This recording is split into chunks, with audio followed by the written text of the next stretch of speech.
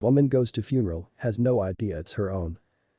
Trying to make sense of it all, she opened her eyes and cast them around the silent room and, just for a second, she was relieved to see some familiar faces. But then, her life began to fall apart.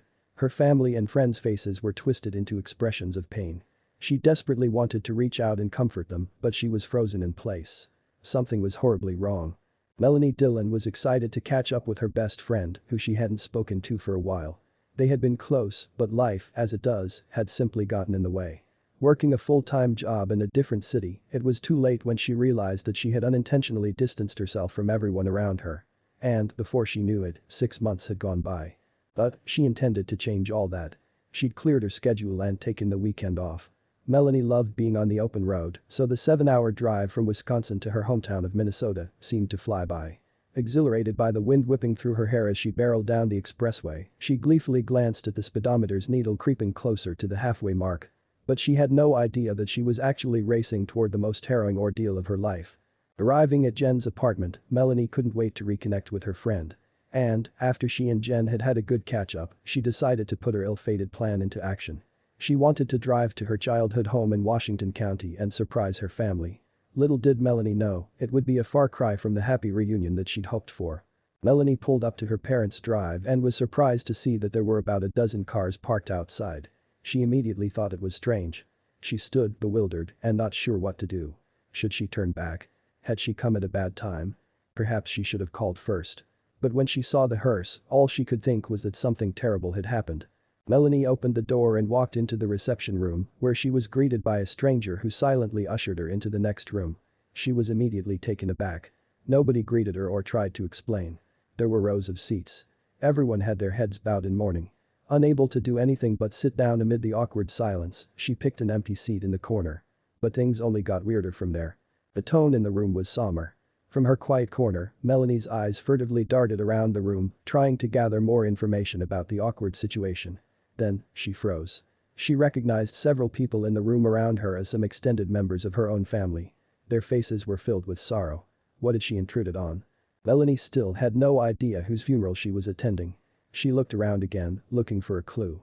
Then, she saw it, her own last name on a program that was in the hands of someone a few seats away from her. But if someone in her family had passed away, surely her family would have told her. The only logical explanation was that this was a funeral for one of her distant cousins, or even for a family member she had never met. It couldn't be for someone she knew, could it? Trying to make sense of the bizarre situation, Melanie leaned forward and craned her neck, scanning for her close family members in the crowd. Relief washed over her as she spotted her mom's face. But then, her life began to fall apart. Her mom's face was contorted with so much grief that it broke her heart. Something was very wrong here. And, Melanie wasn't the only person who was confused. Kim, a law student, was also brought to the unexpected funeral at the Dillon residence. She, too, thought that she was meeting up with her friends and family. The whole ordeal turned out to be anything but an ordinary situation, as Kim and Melanie were about to find out. When a photo of herself caught Melanie's eye from across the room, she started to put the pieces of the puzzle together in her mind. But none of it made sense. Was this some kind of sick joke? But, when her father stood up to speak, she realized why she was at this ceremony. Her father started by saying, "It was the night of October 21. The phone rang, but it wasn't you. It was the police." Melanie remembered that night well. It was just before she had moved to Wisconsin, she had just gotten a job offer and she was celebrating. She had been out driving with her friends and having a carefree time. Her father went on to say, "I want to be strong, but how is that possible? I am a father who is burying his daughter." Melanie now understood the true gravity of the situation. Seeing her father in tears over just the possibility of her death made Melanie thankful that she was still alive and didn't put her father through this grief. As Melanie's father's eulogy continued, she began thinking of the consequences of her actions.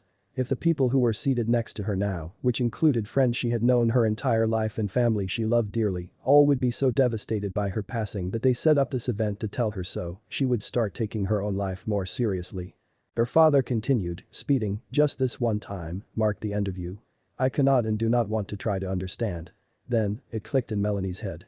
Her loved ones were all with her because they didn't want to see her become the victim of a car accident, and her reckless driving habit put her at that risk. Melanie and Kim both experienced something that few people ever would. They were both in attendance of their own funerals, which were set up by family and friends. With the help of a television crew, they had planned everything. Their goal. to expose them to the realities of their dangerous behaviors and inspire a change. This video, produced by the VIA's Institute, intends to make individuals aware of the possible consequences of their reckless driving habits. Showing people that they could end up dead or kill another person in the blink of an eye because they were driving over the speed limit is an important message to share, and Kim was the next one to learn this. Kim was stunned when her best friend Anna took to the podium to speak, as Kim didn't even realize that she was in the room. She had been just as dazed and confused as Melanie. Just the devastated look on Anna's face was enough to make Kim tear up. Then she began her speech.